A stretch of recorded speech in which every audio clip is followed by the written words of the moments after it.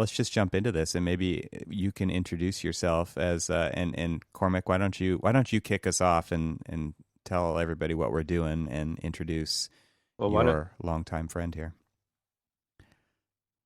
Okay.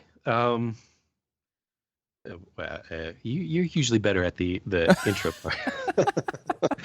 I'm gonna let you It's already intro, then I'll started. like kind of blend in, and It's then already I started. mean, most likely this is how it's gonna start anyway when we edit it. It's just It'll be me this. fumbling around with words. Oh, where I need to So in the um, last episode, we were talking about we gave everybody homework, and I had thrown up the idea of, hey, let's Homework. yeah, we've never done homework before, and everyone's at home, What so kind of we show is felt this? we felt it was appropriate. So the idea was to, I mean, this is the best kind of homework, is watch a movie and then let's talk Mhm. about it afterwards. So I threw out the idea of watching Citizen Architect. It's like the 10-year anniversary for the movie, something like Yep. that, which is Yep. crazy. That's about right. And and Cormac loved the idea. Obviously, he has a connection with Rural Studio in Auburn. So I knew that I had already had this all designed in my head. I knew you it were was all baiting going to, me. yeah. So of course this was accepted, challenge accepted, and so I've actually watched it a couple times now since I threw out that idea, because I usually fall asleep during movies, to be honest. But this one, when I first saw it, was right. I think it was 2015, Cormac, at the Mhm. AIA Yeah, convention, yeah.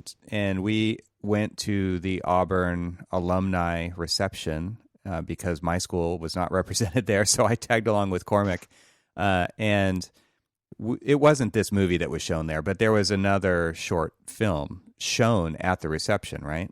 Yeah, Mhm. yeah. And it was an amazing experience, I felt like, and then that kind of opened my eyes to this other movie, and which had been out, I guess, for about 5 years at that point.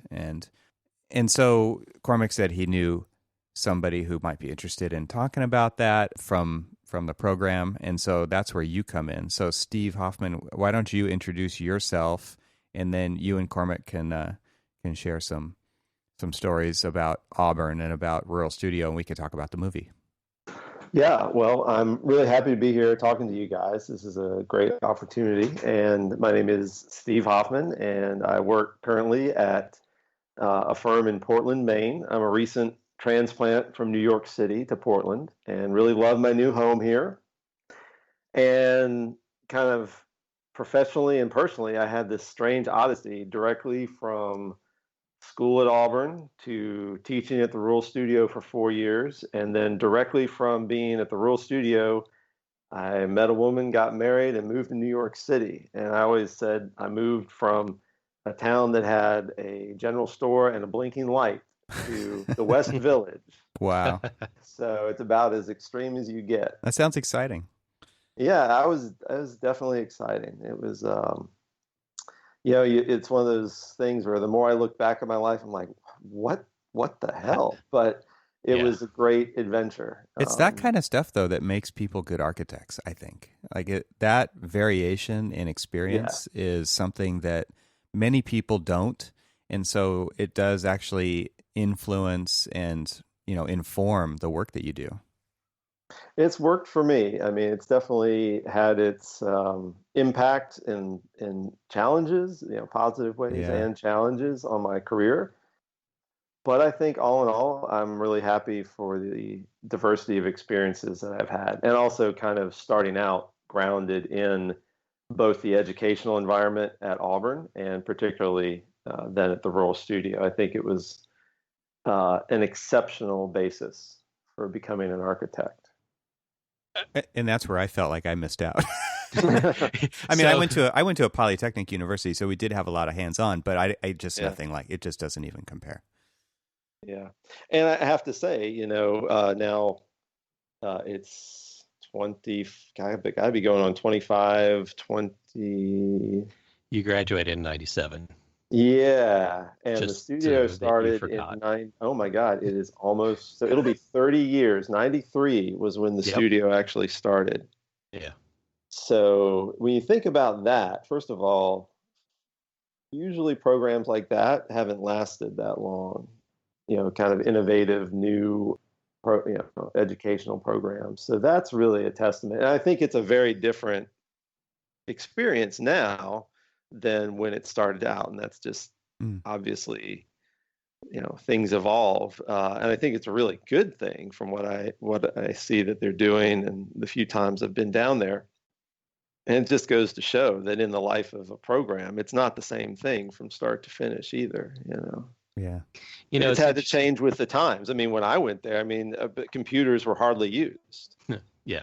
Now they've integrated that into the whole idea of design build, which I think was a really interesting thing to tackle. Would have been exciting to be around when that was going on, but yeah, that's really interesting. It's the same time that I was in school as well, and the only connection that I have to this idea, this movie, and you guys, I guess, is that besides the Auburn reception that I went to, was that Steve Bodain's came out and we did a kind of after I graduated session where we did a design build project for FEMA with earthquake relief kind of kiosks, and they had these the idea was that everybody would build kind of this portable piece of architecture that could go in and deploy and become, because California earthquake zone, everyone's expecting the big one to hit. And what happens when a city like Pasadena, who's built out of unreinforced masonry,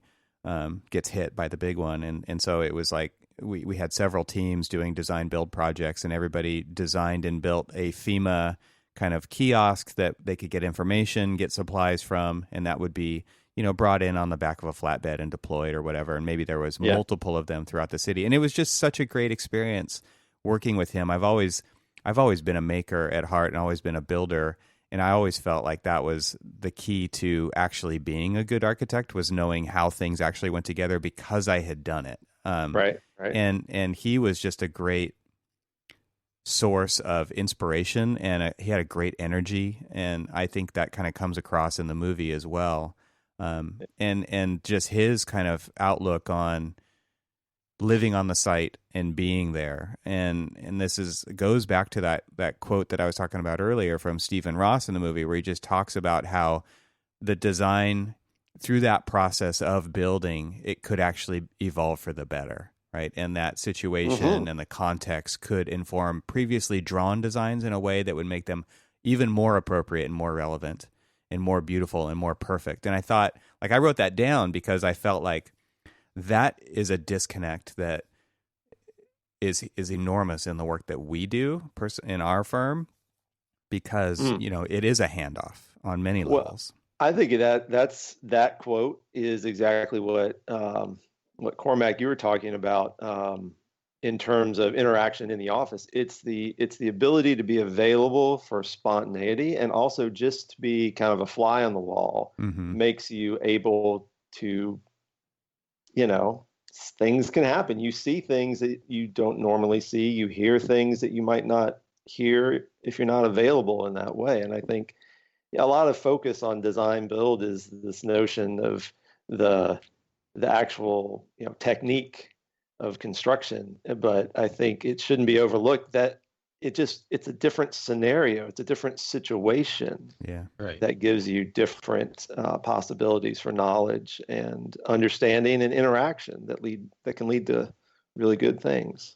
Well, one of the things that we were kind of commenting on before we kind of started this conversation was that this new agility, this new mobility that could potentially spawn out of this new normal, new abnormal, whatever we're going to want to really call it, is just this flexibility and mobility of the architect to be able to be in places that actually can help inform their design, and just the interaction with the client that is something that we don't necessarily do as often as we should within kind of like the standard context of how we do things now, because there are often times where people are on the project that have never been to the site. And one of the things that I most certainly learned from Auburn is the connection to the site it enriches the Matters, design far more than just taking a set of like as-built documents or maybe a site plan where you don't really truly understand the topography of things and try to fit something on there that you have no kind of like context of what that space is.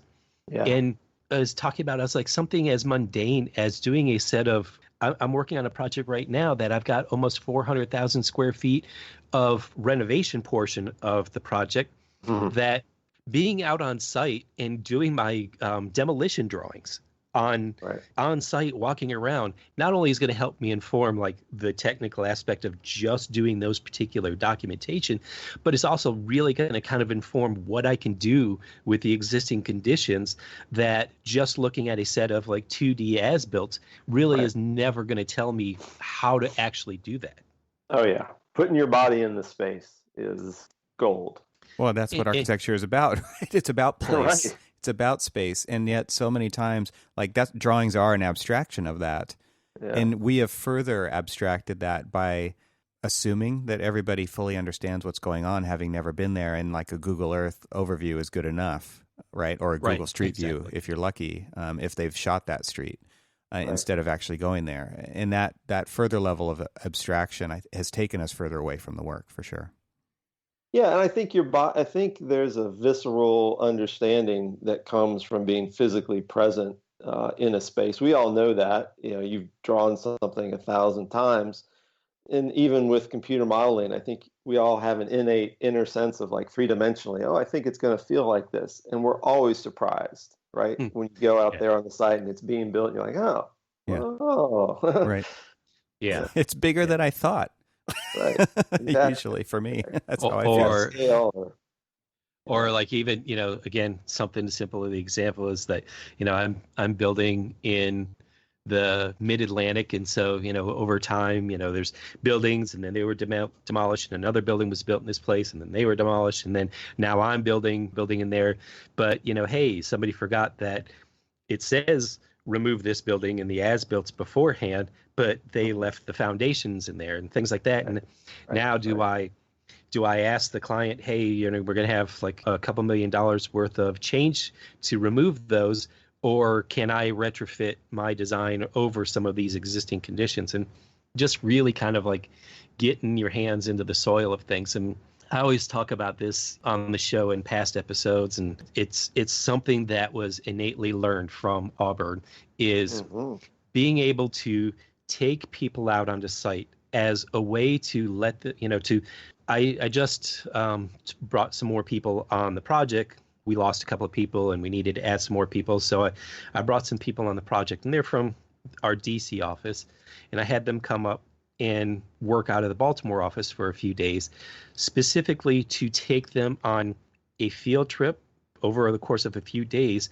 out onto site, to walk the site, walk the existing building, talk to them about, you know, here's the design that we've got proposed.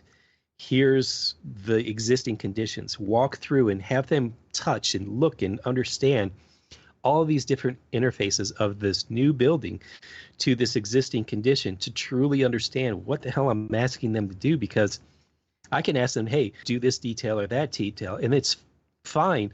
But when that detail is intersecting into an existing condition, how does that interact or react to that existing condition, and what is the real detail for that? Because no manufacturer's detail is going to say, this is how my detail works with an existing building. Right.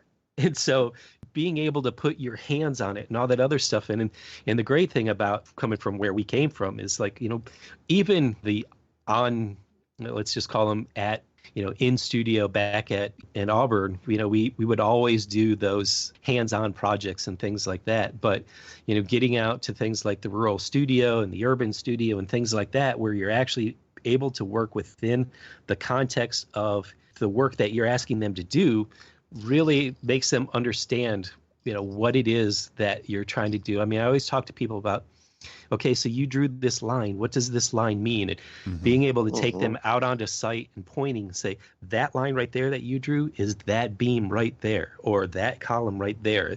It just looks like a box to you in plan, but that box is this concrete column. And having them really truly understand what the hell it is, because unfortunately there's a lot of programs out there that really don't do these kind of things. And so when you're coming into it, they're still kind of in like theoretical la land and not really truly understanding what the hell it is that you're going to be expecting them to do. And then ultimately you want them to kind of like build this experience knowledge and then, you know, kind of take over from you. Yeah. Well, it sounds like we're all in agreement that we like the design build model. Yeah.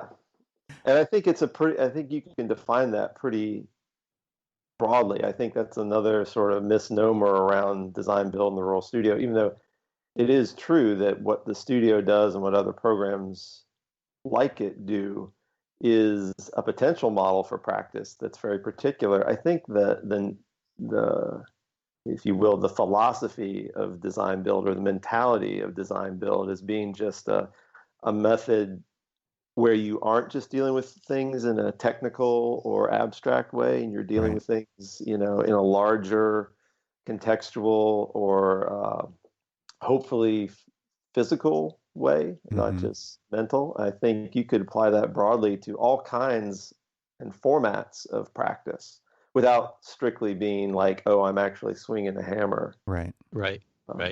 Yeah.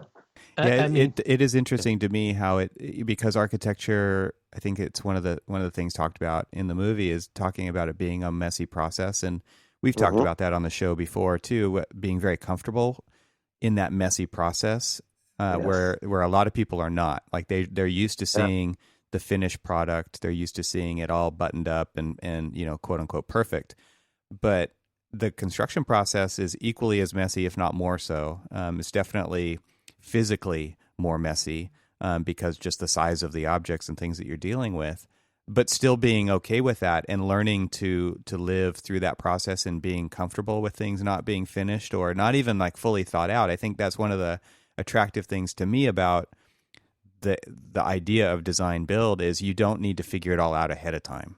And you know, kind of going back to that quote that we talked about a minute ago from Stephen Ross and talking about how things can develop based on things that you learn along the way and having it evolve even throughout that design. I mean, that's what a design process is, but even through the building process and having it inform what needs to be done because you've got new, better information, right? And I think that's probably one of the things that is hard to, even for larger firms where you've got to deliver on a deadline and you've got to have the sets got to include these things that are all figured out, right? And they're not figured out. They're to the best you can. To the best that we can. And then later on, newer, better information equals change order, right? And that's hard because you didn't have that information. And so there was no way for you, and that's why this is a profession, and that's why, you know, we have, you know, insurance, and that's why we've got all these things. But it also is because we've stepped away from that responsibility. And I feel like the hands-on physical aspect of making changes, like seriously making changes at the last moment, is what is so attractive to me about design build, because it is the best information that you have all the way up to the last moment, and you get to customize and, you know, perfect that thing for that place based on that. And I think that that's just something that we miss out on quite often. Yeah, it is definitely hard to execute with people's expectations around schedule and budget, you know, in the real world. And things do, and also, you know, there's so much pressure to get it right the first time, and there's pressure on the builders. The builders are expected to price it right, you ahead know, of time, ahead of time, and then when things change, they want to increase the cost, and I think that's understandable. Our firm does a lot of CM work, meaning we work with CMs as a building, you know, delivery method, and I find that I've been lucky. Most of the CMs I've worked with have been very experienced, good builders, and they approach it with sort of that design build, to an extent, that design build mentality where they expect and anticipate, things being clarified, let's say, if not evolved, but clarified in the field. And we've had some really, to me, extraordinarily positive results coming from that interaction with the CM. That is the closest that I've had in a professional capacity of doing design build in a, I don't know, more conventional type of practice. Yeah, I would definitely say that, the design bid build method kind of starts to compartmentalize and detach people from their sense of responsibilities. And once it moves on out of their hands onto the next one and then onto the next one, they kind of like it isn't fully as collaborative as, even with CMs. I mean, CMs are closer to the design bid or the design build method, especially if you in both Evan and I've got lots of experience with CMs as well, just because of the nature of public works and controlling the cost and things like that, where sometimes you hope that they're a little bit more collaborative and, they do their constructability reviews and, it's just kind of this whole part and parcel of like, I want to do this, but I need you to help me do this. And it's just kind of a very more cohesive delivery method. I was talking a little bit earlier before the call with Evan about, kind of like the old ways of the architect, of the master builder, and this philosophy that, they were out there kind of like directing everything. And because of liability and all of this other stuff, we've sort of moved away from doing that. But I mean, this new mobility that, Evan was kind of mentioning to me, or this new agility that architects could, that could spawn out of this, this kind of like mobile office kind of situation, is being able to be more present on job sites in a more kind of like design build or more engaged CM type effort, and like I said, using that example of just doing, demolition drawings and being able to be out there and like looking at and touching and saying, okay, I'm going to remove that wall, click, take picture, input it into the computer, work with a team that's out there with me of architects that kind of truly understand. I mean, the level of educational benefits that a young architect would be able to have doing a more on-site, like practice of being able to be there and working with a CM or something like that is just beyond, I mean, it's the values just can't be stressed enough. Yeah. And we have these great, I think what you're talking about is these great digital tools now for kind of connecting the remote office to what's happening in the field. It's great if you can have an actual agent of the office in the field on a very regular basis, if not every day. But the communication between builders and the office with, the video. I remember early on in New York, it was right when people were getting, the iPhones and people were adopting, the things we all take for granted now. It wasn't really that long ago. Right. But the first time I had a FaceTime sort of conference with a builder from on site, it was amazing, right? Yeah, it was just like, wow. Exactly. And he was showing me how something was being framed together, and we just talked right through it. And I knew at that moment, though, that if I hadn't had the actual experience of having built something myself through the Rural Studio, key component, it would have been a more difficult conversation. But it was a really great intersection of Rural Studio, new technology, and conventional. All right. So I when I was asking you to come on, one of the things that you were asking about the angle and all that other stuff, I'm like, dude, it's just chill. It's just very conversational.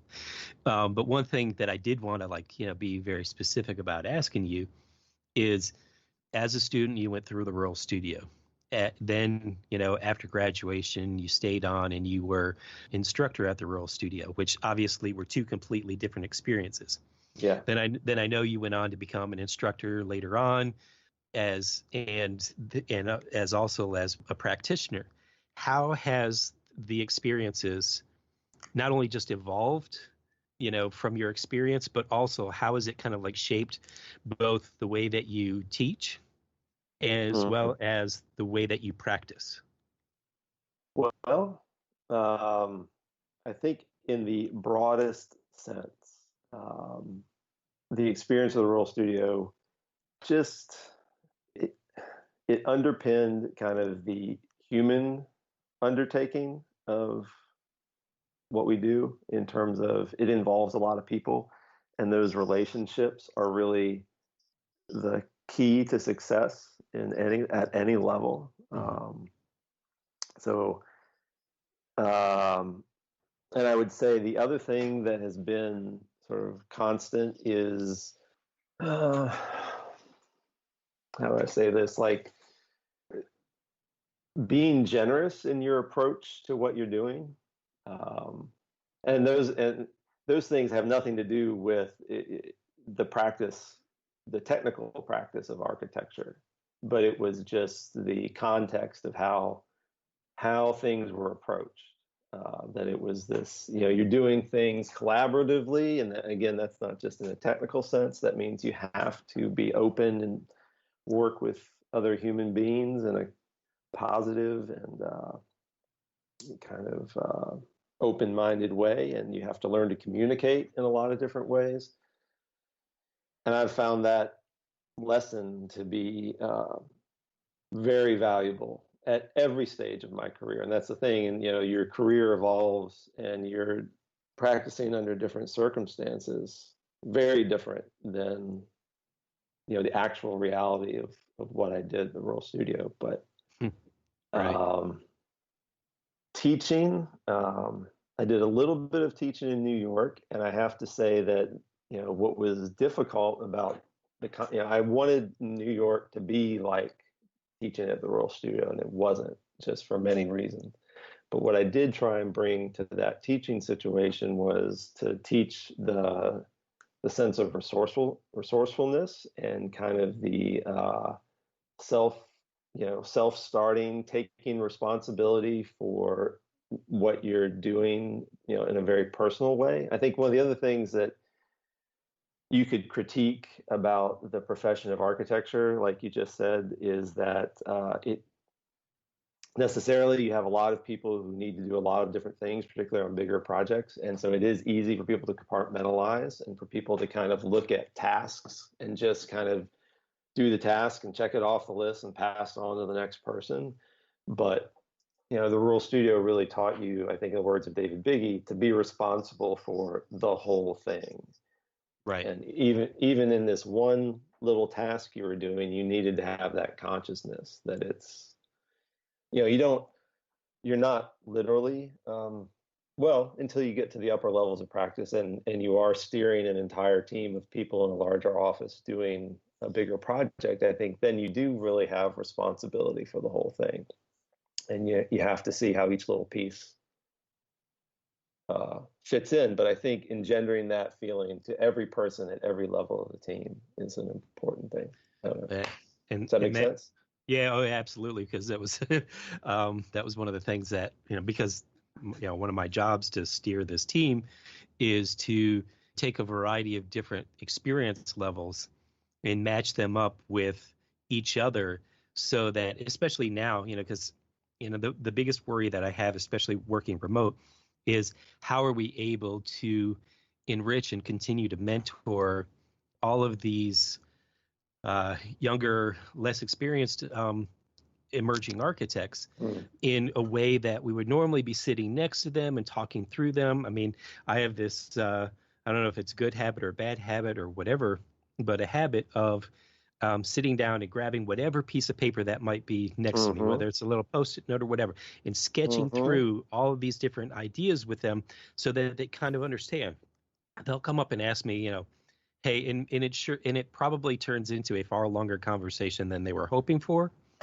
But what I hope is that when they leave my desk and they're kind of on their path of like doing that, threshold detail for an elevator, that they kind of understand that, kind of like that, yes, this is just a small detail within, this broader context, but it all is part of the broader context, and you need to understand how all of this stuff works together. I mean, now you have this, you have your metal frame around an elevator, but that metal frame and the head height and all that other stuff is, talking to other things, and all of the little things that I'm asking you to do have a bigger role. And so you may feel like your role is just this small little thing, but it really is part of the broader context, and having them understand the broader context.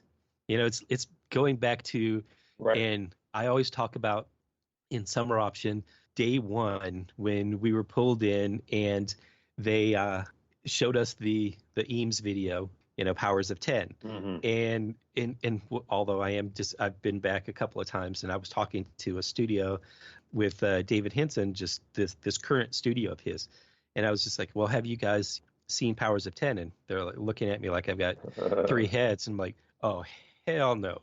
Like, no. And I start sending them all links to it. It's just like, I was like, we were sitting there when we were forced to watch Powers of 10, thinking to ourselves that, why the hell are we watching this? This old video doesn't make much sense to us, Right. Until, we started to really truly understand this whole macrovision, microvision, and zooming in and looking at something, then zooming out and seeing how Right. that little something affects the big something. And on many cases, that zooming in and zooming out are it helps make you understand that every part has a role in the greater whole. And so trying to like let them understand and know that they may feel like they're, just doing a toilet room plan, or they're just doing this or just doing that. And maybe it's just because of like the level of experience they have at the time, but trying to truly involve them with the ownership of like the greater whole is something that I kind of strive for. And that's one of the things that, I've pulled from my experience at Auburn, and all of my interactions with Sam. I've resorted to calling him Sam instead of Samuel for some reason. But I mean, just, my interaction with him was like the compassion of, it's not just about, the one individual thing. It's how does all of this fit together? Yeah. One thing I think would be really cool to kind of hear from your guys' perspective is like because this isn't really talked about in the movie or really shown beyond. I mean, there's some sketches shown that are wonderful throughout the film that are more for like little title sections or quotes. But what was the design process like for these projects that got built? And from a student's point of view, but also from the instructor's point of view, because it sounds to me like what's presented in the movie is like there's one project per year. Maybe there's more than that. Maybe there is less. I don't know. But maybe you guys could just talk about that, because what we really see in the movie is the building process and the community aspect of it. But what's it like to go through that design process? How did it even happen? Oh, messy. Yeah. But,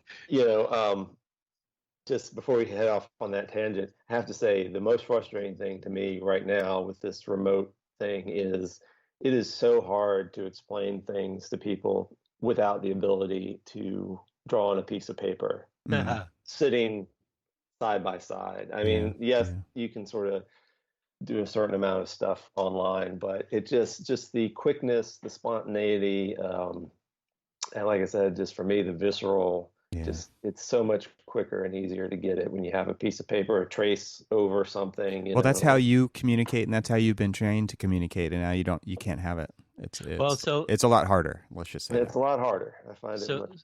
So let me ask this. So we use Zoom as our tool, and one of the reasons why we made that decision was, and we were just talking about this on a kind of a manager's meeting on Friday with everybody, because people worry about different security aspects of different tools that we're using, and the vulnerability that the firm has with using this stuff. And I kind of applauded them for choosing Zoom over, like, say, Microsoft Teams, because I've engaged with so many different people and in what they use. worked with Microsoft Teams. Some people are still using Skype and all of these other things. And so one of the things, that I was applauding them is the ability to be able to have the markup tools, so that there are, the annotation tool is great because we do actually are able to like draw over the top of it and have these conversations. I was,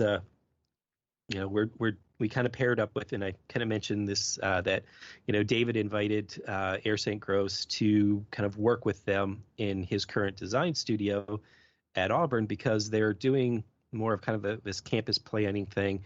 And, we're known for kind of our expertise in campus planning. And so he had reached out to us, and I just heard the words Auburn and raised my hand and said, absolutely. I was like, you cannot, it was like, I don't care if nothing comes out of this, but just, like a little bit, I want to be involved with whatever we're going to do at Auburn. Because when I first started working there, they had started, we were awarded the School of Nursing building at Auburn, and I didn't get a chance to work on it because they hired me for my kind of like ability to be able to do a lot of like larger renovation type projects and stuff. And so they had a specific project for me in mind. And so I sat next to the PM that was working on Auburn and kind of just, pining over, God, I wish I could be doing that. And they're like, oh, we're going to Auburn. I'm like, give me something, anything, a pencil, whatever.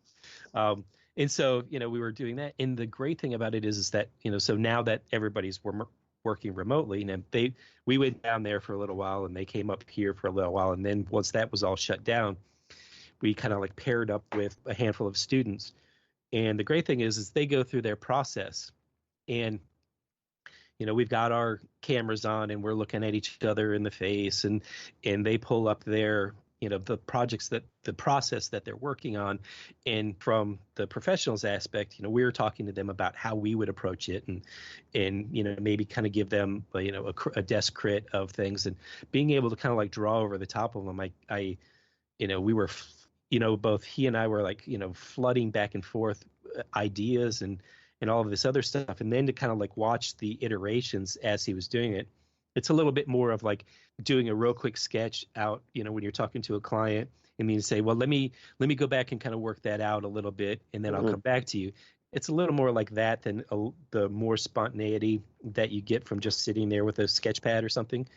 But, it still helps the evolution of that. And so being able to do that, I really appreciate that. So I'm just curious, like, what are you guys doing that kind of helps foster, that remote working within just your coworkers?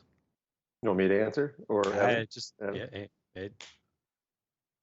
Well, I had a really interesting experience that I didn't realize this with Zoom, but apparently you can take control of the other person's screen. And so I was working with a colleague, a young person in our office, and we work on ArchiCAD, and we use the 3D visualization, as part of design and development process. We, don't just look at things in 2D. And I was just like, ooh, there's this little button that says, control, swap control or whatever. I was actually able to use the ArchiCAD on her computer through my computer and just, manipulate the model, move it around, and make it the way that it needed to be as a way. And that was the closest to just sketching out a detail 2D and saying, no, not like this, like this. But the ability to do that at a distance, three-dimensionally in the model, was pretty powerful. So I think we're going to be doing a lot more of that. Yeah, I've taken control of, and not let them know that I was doing that. I've taken control of a couple of people's Bluebeam, and they're like, "Wait, who's drawing it? What's going on?" Stop. We've been using stop them from panning. We've been using the whiteboard app on Microsoft Teams, and that allows multiple people to be kind of in a whiteboard space all at the same time. It's not anything really like being at the same whiteboard at the same time physically, but it's something. And so what we do have it so that it works on, iPad that has the pencil support and stuff, and that it works really well. And then a couple people have the Microsoft Surface Studio computers, where it's like the big screen that you can draw on, like a drawing board. So it helps a lot. And it's nice because you can throw images in there and move them around. And that's probably the closest thing that I've seen to actually being able to collaborate in kind of a more analog-like digital environment where people can be anywhere and participating in that and still talking to each other over audio or sharing their video, but seeing what other people are drawing. It really comes down to the hardware, like, because nobody wants to draw with a mouse. Nobody can draw with a mouse very well. It's just like drawing with a brick, right? So you gotta have some kind of a stylus or pencil input or whatever. That's a really good point. That's what we need to get. Everybody needs to get a iPad Pro. This is not sponsored by Apple. Yeah. No. I will say, probably annoyingly, that I tend to draw a lot with the mouse. That the team's just like, they just like, all I say is, don't move this screen. Yeah. And then and then they're like, oh shit, here comes Cormac. He's gonna start sketching all over the place. And sure enough, I start sketching all over the place. Yeah. And then the great thing is that when you're doing that, you can just do like a screen cap of it. And, within the actual thing, it hits save, and then you can just like capture all of those moments, and then it pops up when you're done, and you can like grab a hold of that and either move it to a folder on site, or you can kind of like move it into like the Zoom chat.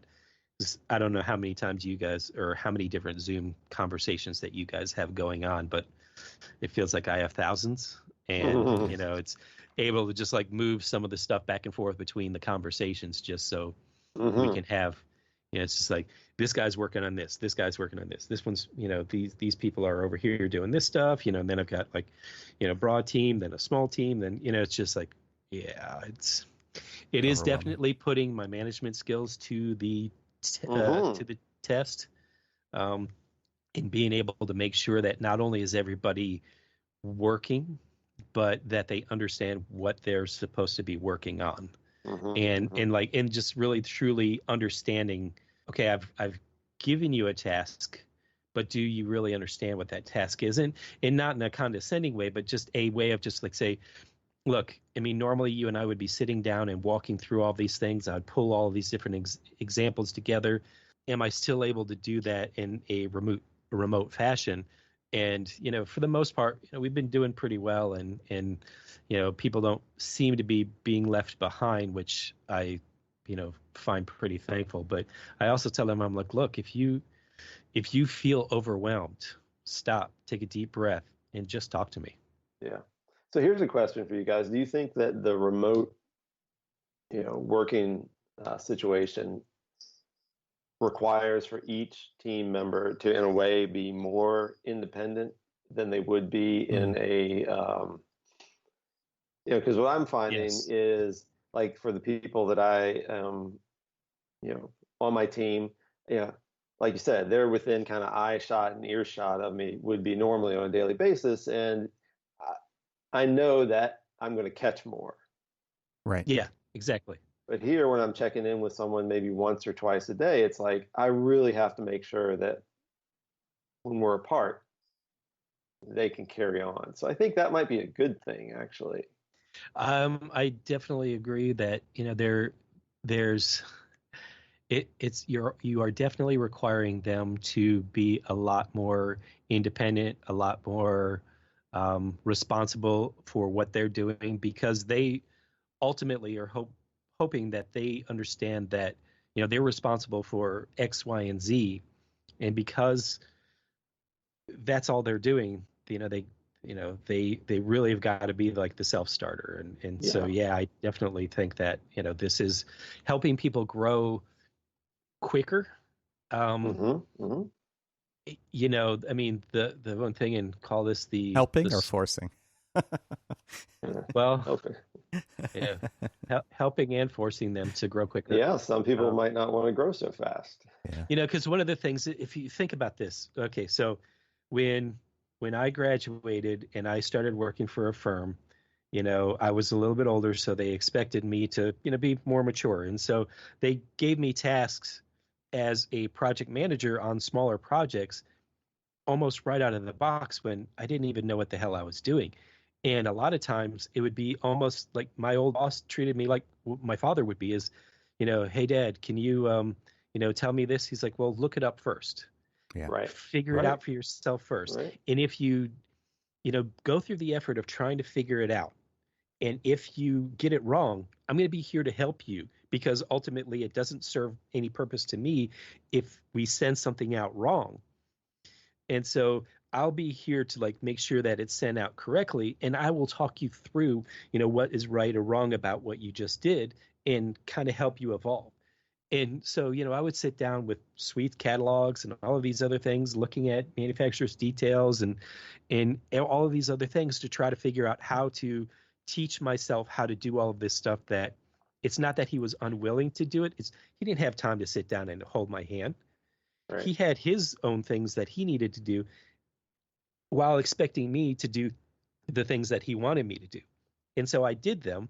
And then I would come back down and, check in with him, on a daily basis or whatever, and say, okay, here's some of the, print them out, and here's some of the things that I would do differently.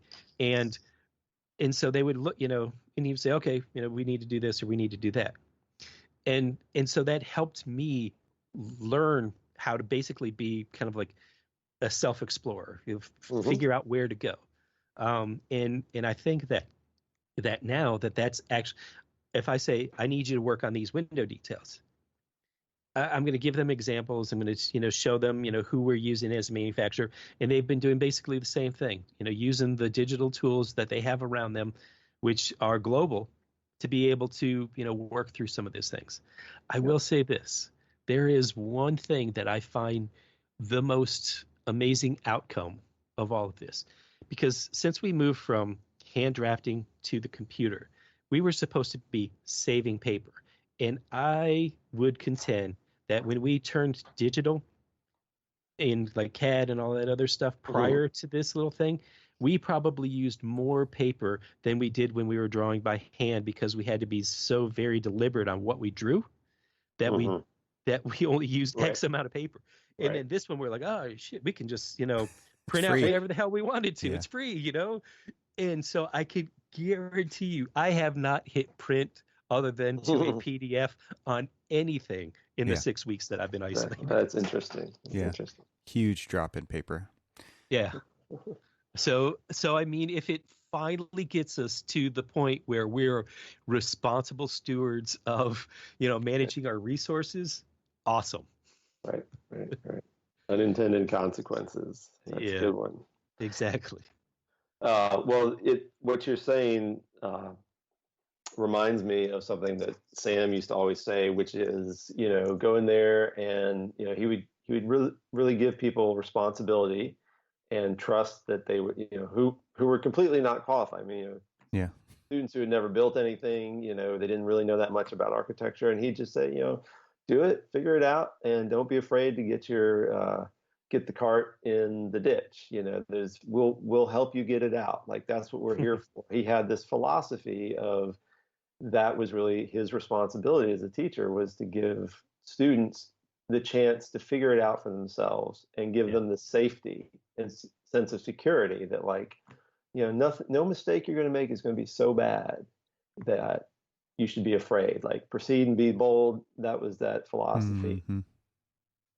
And I think that that's a really good thing to teach anyone at any level in any circumstance. And I kind of, so I don't even know if you know this, but so, like, I was supposed to go out there that first semester for the Shepard Bryant house. And when my parents got into a car accident, I had to stay back. But like I was telling Evan, is like the thing that Sam did is he knew I was supposed to be out there. He knew that I, missed that opportunity to really be a part of the rural studio, the way that, everybody else had, the opportunity to be part of the rural studio because, personal circumstances. Right. But, he was always there for me. Anytime he was back at the main campus, come and visit me and stuff like that. And we would always talk. And the interesting thing that I learned from being a part of, or having him a part of my life, was the compassion that he had for other people, which was kind of the whole point of the studio. Was I couldn't be a part of the studio the way that I was going to be a part of the studio, the way that you were a part of the studio. But I was always a part of the studio because Sam made me feel like I was just a part of like this greater whole of this greater community. And that's the thing that I continue to appreciate about what the Rural Studios mission really is. And though the mission has sort of evolved and grown up, I mean, it was in its infancies, you know, when Sam was still alive, and the way that it's grown and developed, and where, you know, you and other people have like had helped evolve it beyond kind of like post Sam, was it needed to evolve, but the mission was always there. You know, the compassion for your client, the compassion for the camaraderie of your fellow student, and, you know, your future profession and all that other stuff were always a part of the mission that has never been lost in all of it. I mean, people sometimes criticize students for going out there because as a resume patter and all this other stuff. And, you know, they may go out there thinking that, ooh, this is going to look great on my resume. They don't leave that way. No, they have to earn it. That's the thing about it. You know, you can't fake it out there. No, yeah, you can't. You know, really can't. I'm glad you say that word, compassion. I think that's a really relevant word, and I agree. That's a real reflection of Sambo as a person. Yeah, and part of what made his involvement unique, and actually him as a teacher. Maybe not that unique. I think teachers in general are compassionate people, but definitely was a major part of his character. I mean, there was something. So another thing that, whether it's good or bad for my career, has always been the genuine nature of him. Was just something that, you know, it's just, you're going to get me, and that's always been my philosophy of like my life, is like, you will get who I am. You may not necessarily like it all the times. You may think that it's fantastic. You know, it's definitely no apologies, but but I will always be there for you. You will always get the compassion from me. Sometimes it's going to be, you know, tough love. Right. But it is going to be, I have the thing that I learned just, you know, from Auburn in general, but, you know, from Sambo, you know, in, you know, being DK's TA for multiple times, which Evan, you'll see DK Ruth in the movie, you know, on several occasions. He was kind of like the at campus wing of the Rural Studio. You know, and you cannot forget about DK. I mean, he doesn't get talked about so much now after all these years, but man, also an incredible individual. Yes. Yeah. And so I learned so much from being around these guys, in the way that they're just like true. I mean, there were two very genuine people who didn't have to sugarcoat who they were, because they actually, the term that I always say is like, I just want you to give a shit about what you do. And they it really, in a way, you know, maybe I learned it earlier, maybe, you know, being in the military and all that other stuff kind of helped in some of that. But, you know, being around people like that, who you could just see as an example that they actually gave a shit about what they do, that, you know, they do. So it brought a level of passion to them, whether it was abrasive or brash or whatever, or as Jay or Jack or however he considers calling himself, you know, says about being in piss and vinegar and stuff like that in movies. Right. You know, it's about just being genuine to the thing. And the one thing that I try to make sure that anybody who's kind of a mentee, if you want to call it that, of mine throughout my years in the practice, is you've got to be as true to yourself as you are. And if you are, anything that you do, I mean, sometimes, I mean, yeah, doing construction documentation, that sort of sucks sometimes. But, you know, understand, if you believe that it is just part of the process of this greater good, this final outcome, where, you know, the story that I love to tell about this elementary school, that, you know, it was 6 years of my life of doing this one very involved renovation, historic renovation / addition to a elementary school, that it beat us down a lot. I mean, it was hard a lot. But then at the end of the day, when I got to walk through and show the media center people, you know, they were in this like windowless room that was that they had to like package most of the books up because they didn't have enough space for it. And then when I finally gave them this beautiful 360-degree view of downtown Annapolis, Maryland, where you could see the State House and all these colonial buildings and everything else, and the water and all this other stuff, they like started crying, and they were just like, I don't deserve this. And I'm like, no, you deserve more than this. And it was just like, this is the kind of the whole point of us doing this stuff, is that we're able to give them what we believe they deserve, which they may think that they just need a room with 4 walls and, a desk to be in.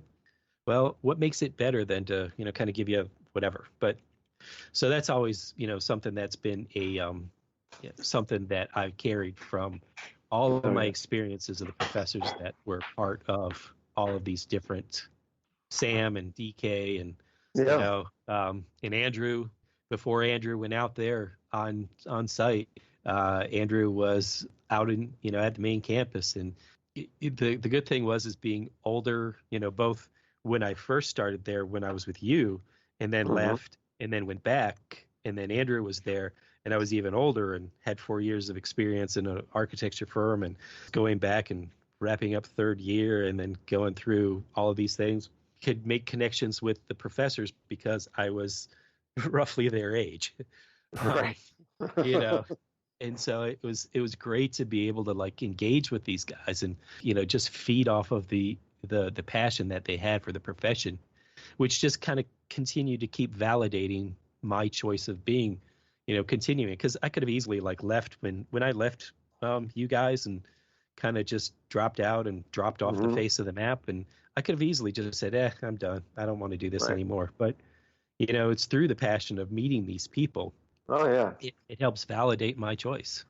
Yeah, absolutely. I think it's interesting to think about, when talking about architecture as a social responsibility and the passion and giving a damn and all these things. And then going into, I've given several presentations in, elementary schools, high schools. What's the first question? It's always, how much money do you make, right? Yeah, exactly. And I mean, maybe there's just a filter right there, right? Because that shouldn't be what it's about. But I think a lot of people do go into the profession because they see it as a profession where they can make money. And there's no doubt you can definitely make a good living being an architect. But thinking about this from like the rural studio perspective about serving the community, the kind of work that we do, which is public work, which is very community-based. It's hospitals, it's schools, it's things like that. Right. And having that passion, I think that really is, and now talking about people working independently and really they have to be self-motivated to a certain extent and driven to solve problems on their own first, or try to, and then, come up with different options and then present those back and talk to somebody with more experience about why or why not those things may or may not work. It seems to me like that there's a common thread here about, self-motivation, drive, passion, and service. And I think like that to me are the core values of being an architect. And even in a larger firm where it is much easier to hide from that, right? You're just a piece of a puzzle that could be very small. From my perspective, like I get to work on the business. I'm not working in the business. I'm not designing projects anymore, but I'm working on hopefully making the process better and making it more inclusive of all of these people and giving them a pathway so that they can become a great architect and have a great long career being an architect. But really trying to connect them back to, I think, through programs like this, where it is about people and it is about place. And it's about people and place right where you're at. I think that's really interesting because as firms grow and they try to become international firms or national firms or whatever, and you start to lose sight of your community and you're just trying to do work for the sake of feeding the machine or just doing more work or getting media attention or whatever those things are, there's several disconnects that have built within our profession and our community. And it to me, it's really grounding to watch a film like this.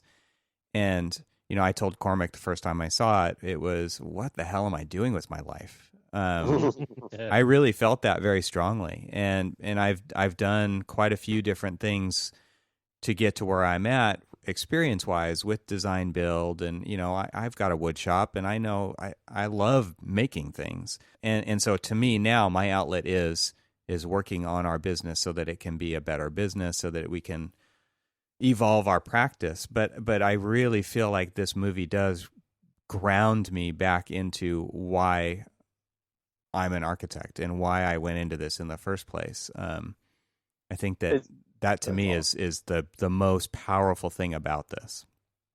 Yeah, it's really great to hear you say all those things, and I'm a big proponent of that. The real point of the studio is all those other things. It's not.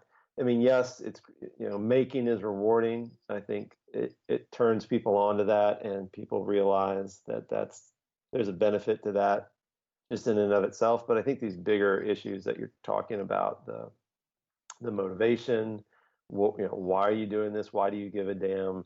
What you just said about, in a place right here, that kind of thinking is really what the studio was meant to be about. At least that's what I strongly feel under Sambo's, origination of it. That was what the architecture part, it wasn't incidental, but in a way it was the means to the other things. Teaching design, he enjoyed that, and the building, I think he enjoyed seeing the students engage in it. But there were bigger things that he was concerned with in acting for the education of the students, and also challenging the profession to be exactly what you said, the thing that comes along later. You're exposed to it, and you go, what am I doing with my life? I think that was exactly the question he wanted to pose by starting the studio and doing it the way that he set it up to be. Yeah. So one of the things that I found interesting was early on in the movie, you had Peanut, who was talking about, what are all these guys here? They want to become architects, and so dismissive. It was not, awesome. But they're not. They don't build for me. They build for rich people. And that's constantly the perception that we're always fighting within architecture. Coming from a blue collar auto worker family, I mean, architects really weren't for me. And how the hell did I even become, have this desire to actually want to become an architect? Because, they aren't working for people like me, type idea. And then as the studio became more involved with the community and becoming more involved with the people about the community, you see when you revisit him later on, and clearly the years have passed, because, you could just see the age on Jack's face, that it just, and then he starts to talk about, how the effects of the rural studio have had on the community and things like that. That's the thing that I appreciate and have always kind of like taken from people.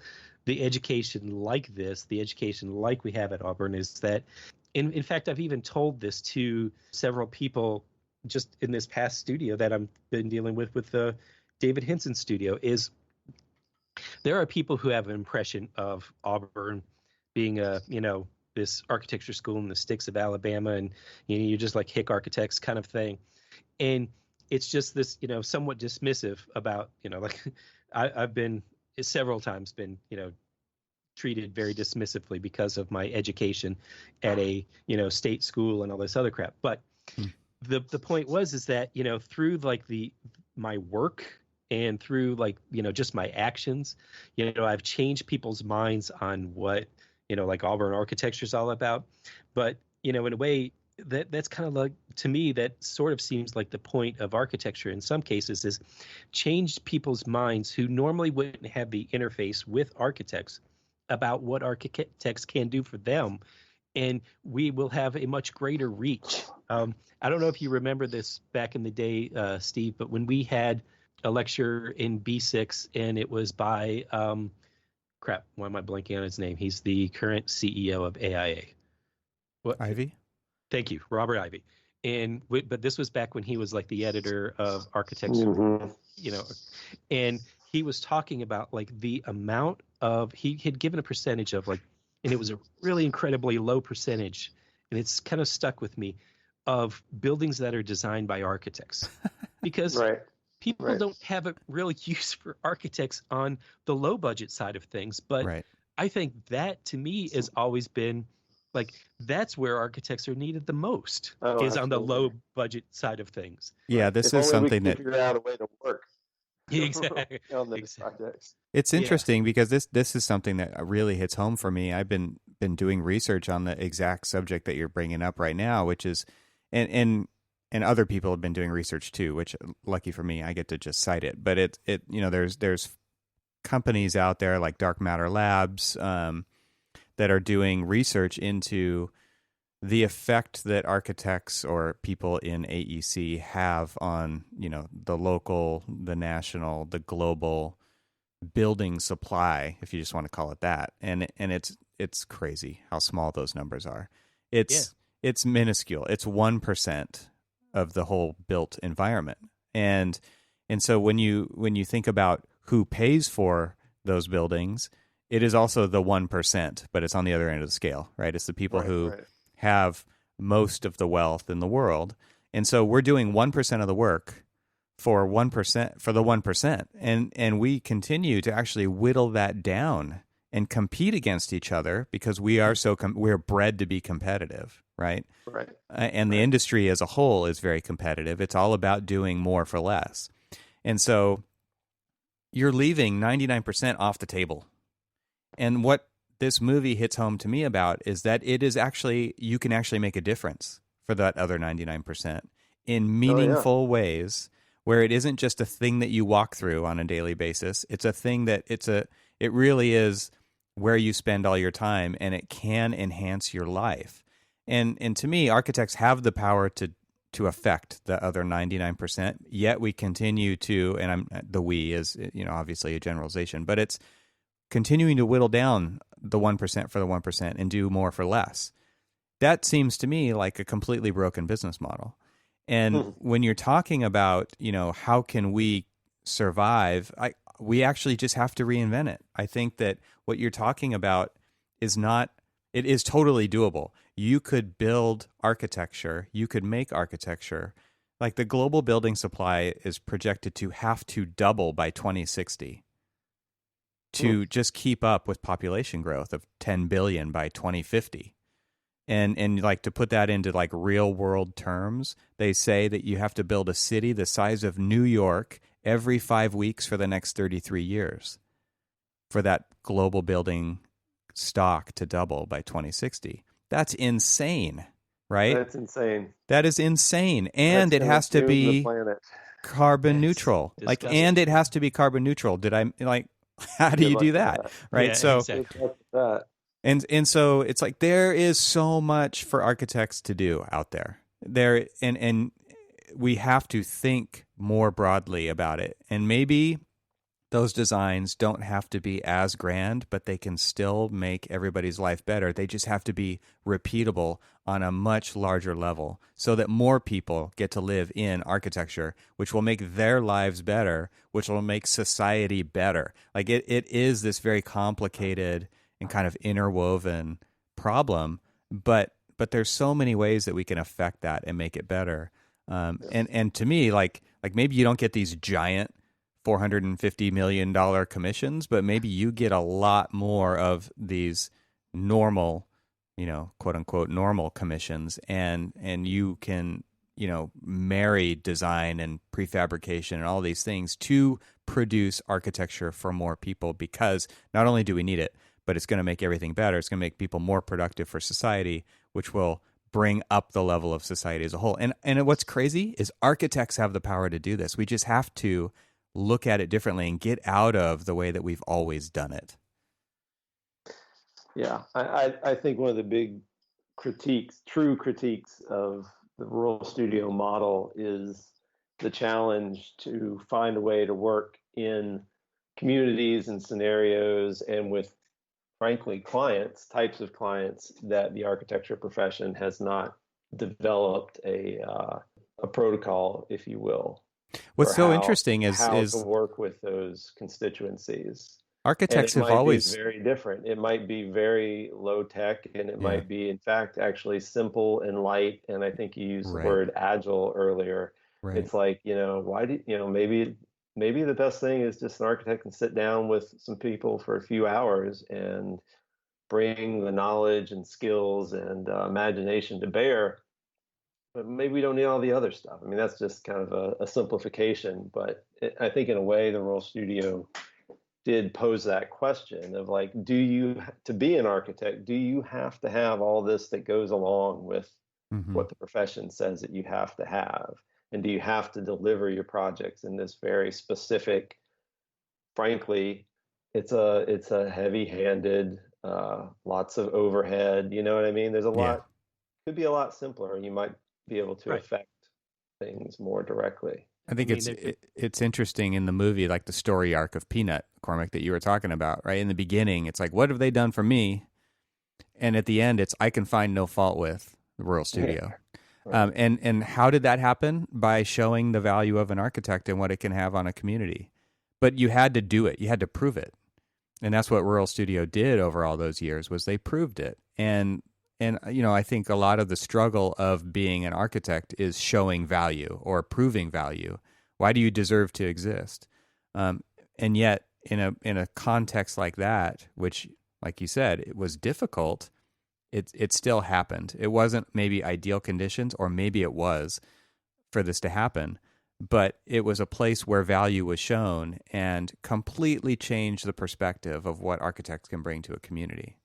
I think Right. that's Well, very I'd interesting. like to give an anecdote because there was a time where there was the first Rural Studio movie that was made while I was teaching there, and I did a bunch of presentations with the filmmaker right right as I left the Rural Studios. Right around 2002, 2003, we were going to universities and going to AIAs, presenting the film, doing a Q&A, and one of the perennial questions you always get, usually from an architect in the office, would be like, so what about the building code? And they always sort of couch or qualify the work of the studio by kind of inferring that you're able to be so imaginative and you're able to do these crazy things like build out of straw bale or carpet, because you don't have to follow these rules. And I would always say, well, yeah, we didn't have a code official, but we took life safety seriously. And at the same time, we didn't have any money, um, we didn't have any skills, so we found ways to be resourceful within the context of how we were working, where we were working, and still set the bar for quality as high as any other piece of architecture. It's like, I'll trade you.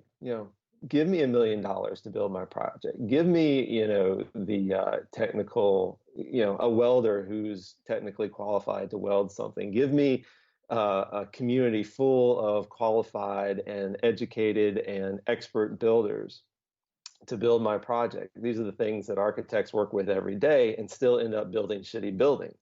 So it's like don't qualify it as saying, well, you're getting away with something. It's like, no, it's like within the context that you're in, set the bar for great architecture and be resourceful enough to find how to achieve it. Don't, the one does not discount the other. It always made me very mad to hear these smug Yeah. sort of urban architects go back and say, well, blah, you blah, know that blah. I mean, that kind of like guerrilla architecture mentality that the Rural Studio had has always been kind of like beaten down by in a lot of small firm architects and stuff that are just community based, that are just working with what they have, are very much like that. Yeah. And you always have like the greater whole of the architectural community bashing them down as, oh, this isn't real architecture, this is not what architects do, kind of thing. And it's so very dismissive. I mean, one of our biggest problems in architecture in general is we tend to eat our own. Yeah. you know um and rather than kind of like enriching each other in the community and stuff. And really that is literally the biggest takeaway that I've had from my experience with those who created the rural studio and keep the kind of like that mission alive is, what is the best way that I personally, with my experience, can enrich the profession? And I think that's sort of what we've been talking about. And, it was kind of like our biggest takeaway as we've moved throughout our careers is, what are the things that we can do with our, like what we've learned from either back as students or throughout the profession to, make it better and enrich it, and rather than trying to just like knock each other down to, Right. and of course we're not going to like do more than 9% of the building, designed with it that's constructed within the U.S. I think that was one of those ridiculously low numbers that Robert Ivy was bringing up at the time. Was like, just it was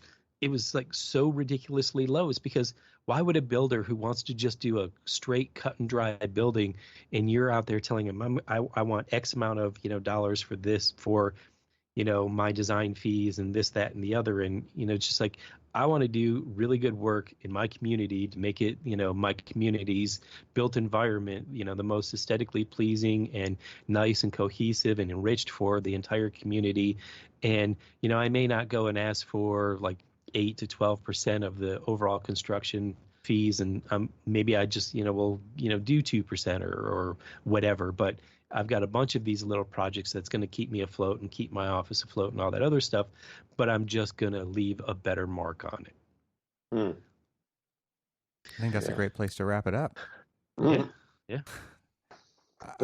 I wanted to just say thanks to you, Steve, for coming on and just chatting with us, and not making this like a complete rehash of the film. I think it's always more interesting to have a conversation around a topic than necessarily something that was outlined up front. So thanks for playing along.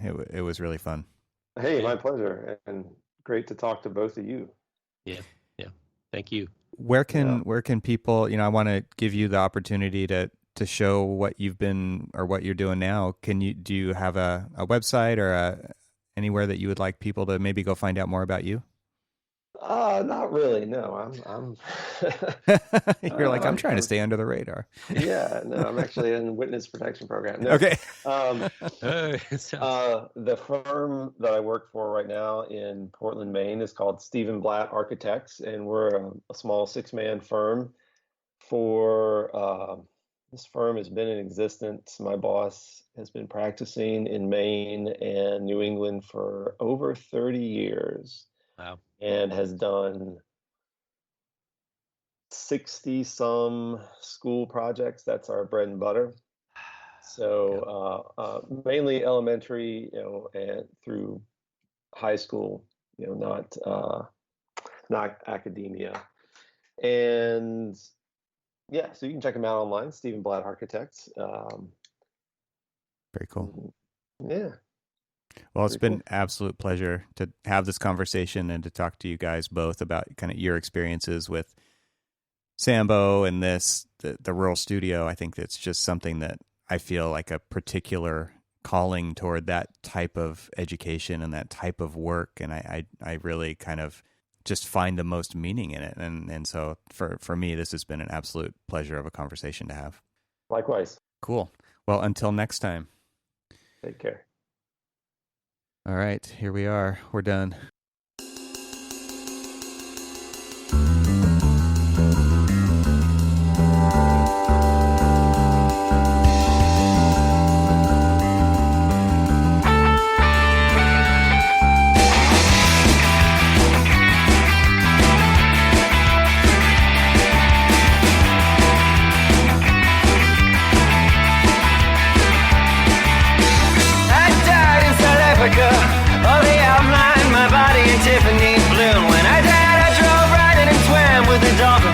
Frank and you.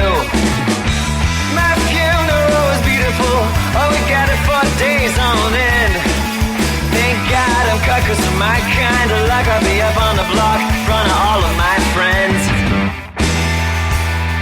This is what you get. This is what you get. This is a schedule. This is a set. It's unpredictable unless you forget. If you blow, you can bet. I know. This is what you get. This is a schedule. This is a set. It's unpredictable as you forget. If you blow, you can can bet. I know.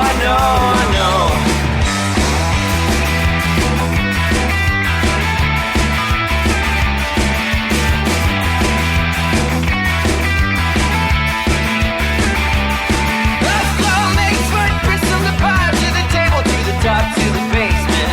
Blow by blow, kinds of steel, very real, very block, but it's still very dark body.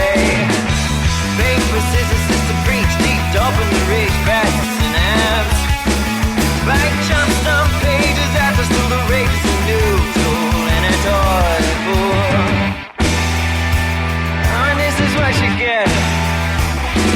This is what you get. This is a schedule, this is a set. It's so predictable that you forget. If you blow, you can bet. I know. This is what you get. This is a schedule, this is a set. It's so predictable that you forget. If you blow, you can bet. I know.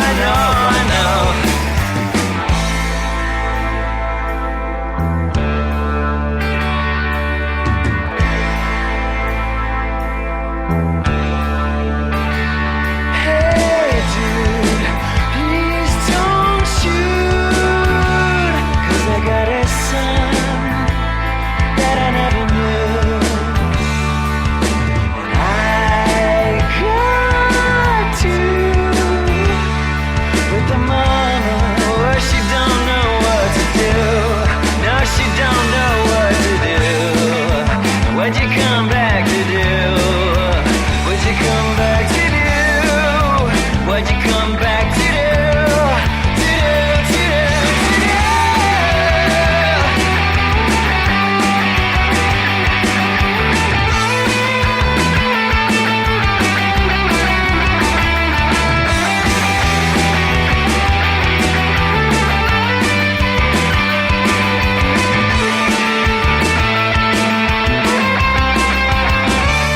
This is what you get. This is a schedule, this is a set. It's so predictable that you forget.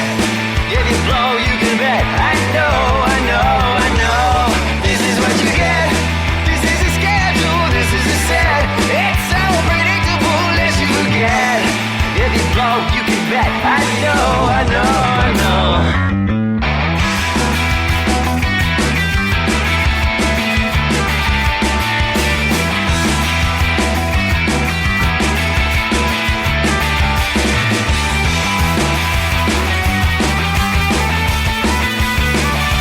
This is what you get.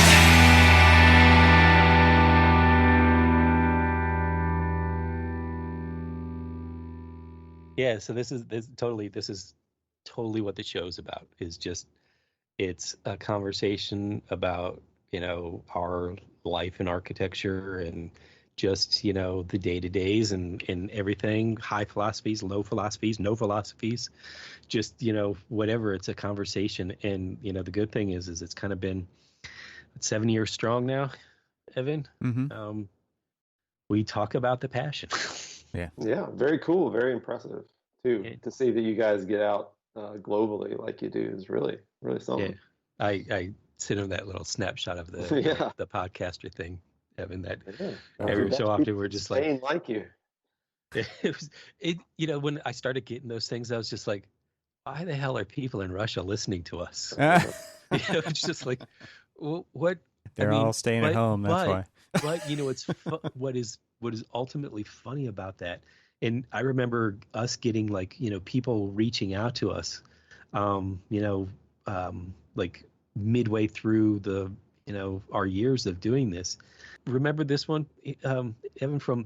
We got a comment from an architect in Albania. Yeah. Albania, who was just basically saying that they lived through the same things that we lived through.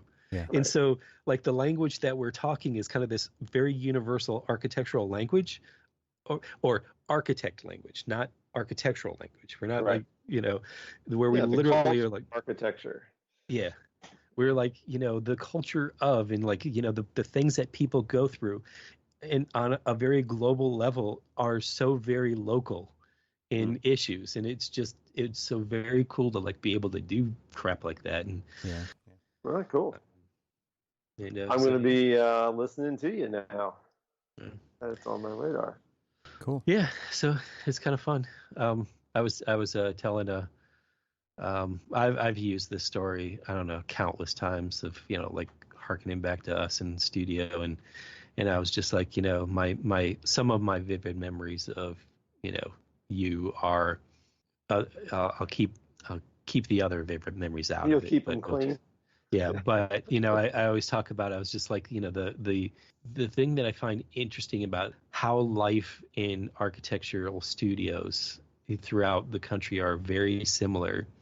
But there's this kind of like interesting like regionalism that you have in all of these different things. Like you can go to a Northwest architectural studio, and it's completely different from like what we experience in Auburn. It's like I remember getting off the elevator and just getting hit with this smell of a shit ton of crock pots going, making gumbo and jambalaya and all this other shit, because we were going to be in the studio forever.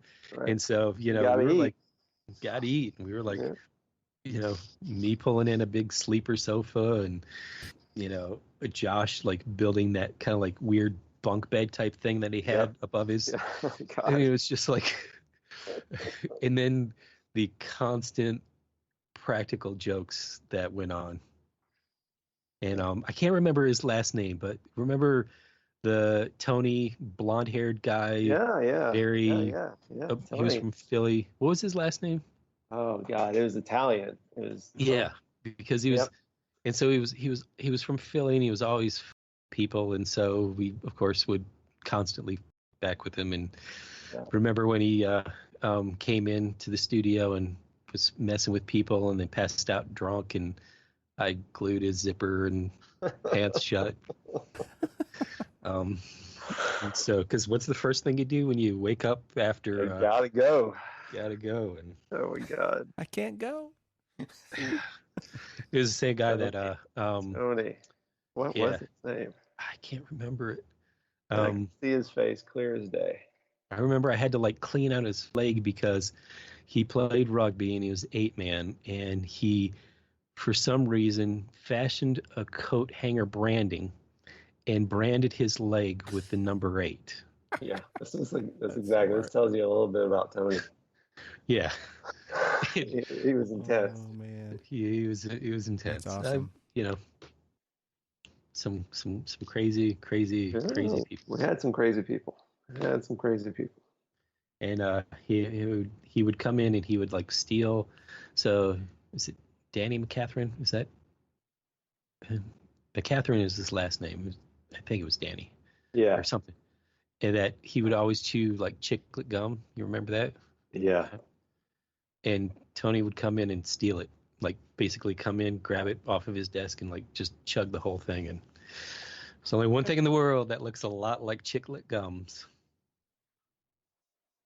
And that is X-Lax. Oh my God. See, I don't remember all this, but Cormac is like an elephant.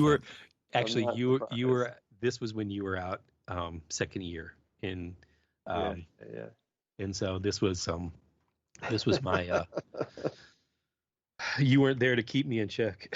You were trouble. You were kind of a troublemaker. You were a bad boy the first few years. You were I honestly needed to like leave and grow up a little bit, and I was not. Yeah, I still had a lot of soldier left in me, and that was probably not a good thing for the architectural community at the time.